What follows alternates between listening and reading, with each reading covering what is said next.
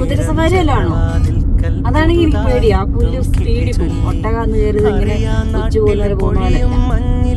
പിന്നെ ബോട്ടിലാണോ? അതും എനിക്ക് പേടിയാ. എനിക്ക് പേടിയുള്ള ആക്ടിവിറ്റിയുടെ ബോർഡ് ഞാൻ കണ്ടു. അപ്പൊ ഈ 4 ഏതോ? അല്ല, നീ അത് വായിച്ചില്ല. കുതിര ഹൈറ്റ് അല്ലേലും ഇട്ട് ഉലത്തുന്നോണ്ട് അത് വേണേ വോമിറ്റ് ചെയ്യാം. നിങ്ങൾ നോക്കുക,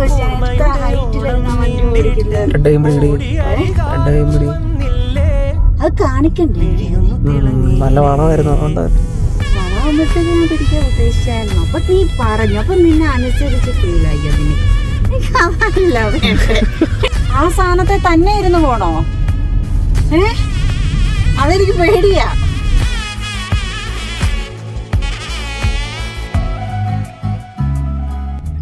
എന്റെ പരിമല തിരുമേനി അതിനകത്തൂടെ കേറാനാണോ? പുതുകാഴ്ചയെന്തോ കൂടെ ആരോ ഇനി പോണതെങ്ങോ. മാറും തുണികള് മായും രുചികള് ശീലം പല പലതാകുന്നേ. തടിനിയിൽ ഉതിർന്ന തളിരില കണക്ക് പോണേ പോക്ക്.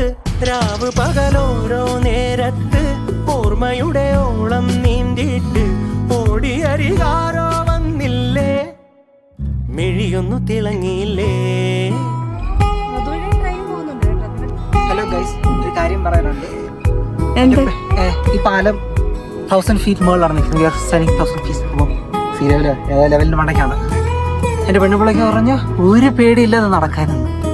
എന്നിട്ട് ഓക്കെ ഞാൻ ഒന്ന് പോയി ഫോട്ടോ എടുക്കാൻ പോസ്റ്റ് ചെയ്യുമ്പോൾ ഫോട്ടോ പറഞ്ഞപ്പോൾ എവിടെ കാല് വെച്ചാൽ അവിടെ നിന്നേക്കോ. പിന്നെ അനങ്ങിയിട്ട് നീ വരുമ്പം ചിരിയേകിടുമ്പം കൂടുമിമ്പം മനസാർത്തിരമ്പം. ും തണലില് പൂക്കും നഖമൊരു ചങ്ങാത്തം.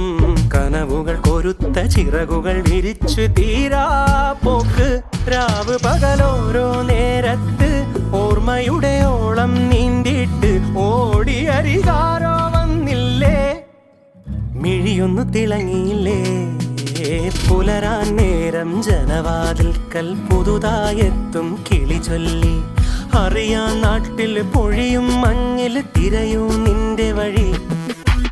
അവിടേം തട്ടി ഇവിടേം തട്ടി ഒരു പൂങ്കൊമ്പിൽ ചേക്കേറി. നഗരം തുന്നിയ മഴവിൽ പാതയിൽ തുടരൂ നിന്റെ ഗതി.